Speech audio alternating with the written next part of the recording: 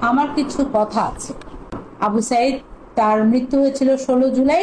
সেই তারা দাবি করছে যে এই 16 জুলাইয়ে তার প্রথম মৃত্যু এবং এই মৃত্যু থেকেই শুরু হয়েছে জুলাইয়ের গণ অভ্যুত্থান। এখন আবু সাইদকে যখন মারা হয়, গুলি করা হয়, তখন সারা বাংলাদেশ কিন্তু হতবিহ্বল ছিল যে আহারে একটা ছেলেকে এভাবে গুলি করে মেরে ফেলা হয়েছে। আমরা ভিডিওতে দেখেছি যে সে এসেছে 2 হাত প্রসারিত করে, পুলিশ তাকে গুলি করেছে এবং তাকে ধরাধরি করে নিয়ে হাসপাতালে যাওয়ার আগেই ডাক্তার তখন বলেছে যে হ্যাঁ, ও তো মৃত।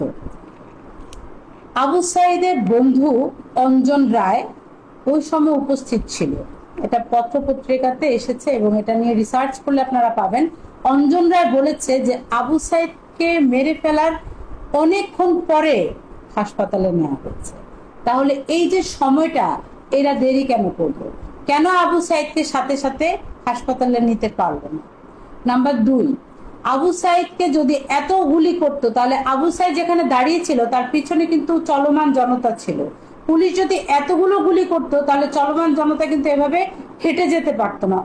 আপনারা ভিডিওতে দেখবেন বা ছবিতে দেখবেন, স্টিল ছবিতে আছে যে তার পিছনে প্রচুর মানুষ হেঁটে যাচ্ছে। তো পুলিশ যদি কোথাও গুলি করে সেখানে কিন্তু মানুষ ছুটাছুটি করে, এভাবে হাঁটে না। নাম্বার 3, তাকে গুলি করা হয়েছিল রাবার বুলেট দিয়ে। রাবার বুলেট দিয়ে গুলি করলে মানুষ মারা যায়। রাবার বুলেট কখন ছোড়া হয়? যখন একটা পরিস্থিতিকে শান্ত করতে, কন্ট্রোলে আনতে রাবার বুলেট ছোড়া হয়। কিন্তু তাকে রাবার বুলেট মারা হয়েছিল। রাবার বুলেট কাজ কখন করে? যখন আপনি মিনিমাম 5 মিটার দূরত্বে থাকবেন তখন। আবু সাইদ তো 5 মিটার দূরত্বে ছিল না, 8-10 মিটার দূরত্বে ছিল। 8-10 মিটার দূরত্বে যদি কারো গায়ে রাবার বুলেট লাগে তখন সে ব্যক্তি মারা যায় না, তখন তার গায়ে ক্ষত হবে, হালকা রক্ত ঝরবে, ব্যথা পাবে। আর 5 মিটার দূরত্বে যদি কেউ থাকে, রাবার বুলেটটা যদি তার গায়ে লাগে তাহলে তার হাড় ভাঙবে, মৃত্যু কিন্তু হবে না। দেখবেন যে বিভিন্ন আন্দোলনকারীদেরকে দমন করতে টিয়ার শেল মারা হয়, তারপর গরম পানি মারা হয়। রাবার বুলেটও সেরকম, কারণ জান নিতে চাওয়ার জন্য কিন্তু রাবার বুলেট ছোড়া হয় না। কয়টা রাবার বুলেট ছুড়েছিল?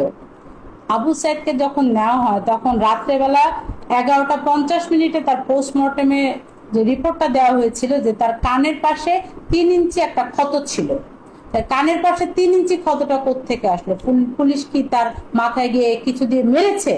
পুলিশ তো তার মাথায় কিছু দিয়ে মারেনি, তাহলে ক্ষত চিহ্নটা কোত্থেকে আসলো?